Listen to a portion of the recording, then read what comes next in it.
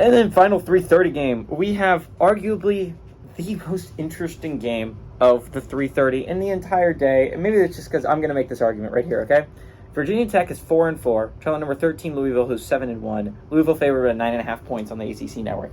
If you had told anyone, and I mean a single person, that you thought that the Louisville-Virginia Tech game was going to determine who plays in the ACC championship, people would have thought you were crazy. You were insane. This is the Louisville program, first year under Jeff Brom. This is the Virginia Tech team that's coming off a rough first season under Brent Pry, right? And it's like they won 2 games their first season under Brent Pry, and it was a rough first season, and it started rough. Let's go over the stats, and then I'll go over each team and how they've gotten here. It's very impressive for both these squads. Kyron Drones got 102 at 174, thrown for 1,256 yards, 7 touchdowns, 1 interception. Bayshul Tootin has had 110 carries for 478 yards and 4 touchdowns. And Jalen Lane has had 27 catches for 413 yards and 5 touchdowns. Jack Plummer for the Cardinals has gone 143 at 224, thrown for 2,018 yards, 13 touchdowns, 8 interceptions. Jawar Jordan has had 110 carries for 824 yards and 10 touchdowns on the ground. And Jamari Thrash has had 46 catches for 712 yards and 6 touchdowns. Virginia Tech is 6-2 against Louisville all time. Last 2 games have gone to Virginia Tech from 2006 to 2020. Virginia Tech also leads this series in one-possession games. They've won 2, while Louisville has only won 1 of the one-possession games. So, Virginia Tech, the start of the season, rough, right? They were 1-3.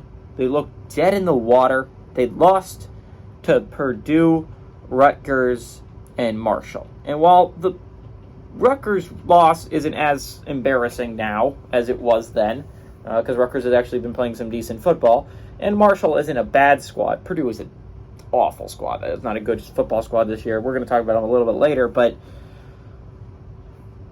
it was rough. You were 1-3 heading into what you would assume would be the meat of your schedule, right? And it's like you didn't win your out-of-conferences. The only out-of-conference you won was Old Dominion, and it's like, if you're a Virginia Tech fan, right?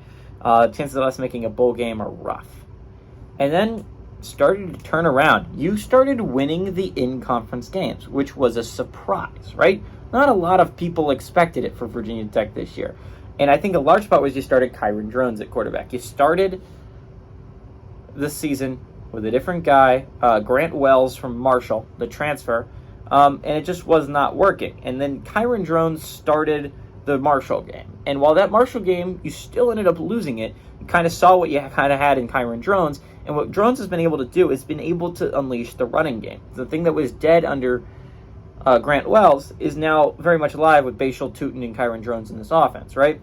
And so, that is what's super interesting about the Virginia Tech team is now they're able to run the football.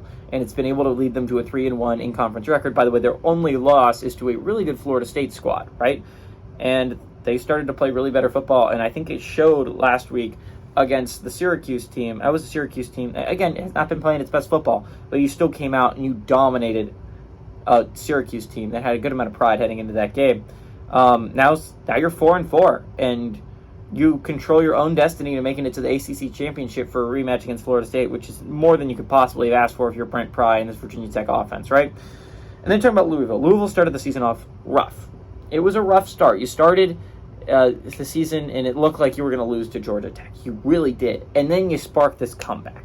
And now you're 7-1. You were 6-0 a little bit ago, right? You were coming off a huge win over Notre Dame. You destroyed a good Notre Dame squad. You're like, oh my God, this is a great Louisville squad.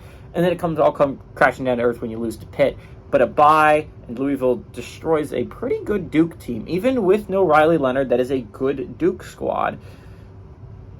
And suddenly, the Cardinals, sure, of playoff-eligible football teams in the Power 5, you're probably last, right? Because you have a loss, and it's a bad loss. But this is still a very good Louisville squad, Louisville squad that has its eyes set on a possible playoff berth and a possible ACC championship, right? I think both these teams have really... Brent Pry has done a phenomenal job. Jeff Brom has done a phenomenal job of turning these programs around, pretty quickly. I like Va-Tech to keep this game close. I do like Louisville to end up covering, though. I like Louisville to cover the 9.5-point spread. I do like Virginia Tech to keep it close for the majority of the game, but I think it's like a 10-point win for Louisville.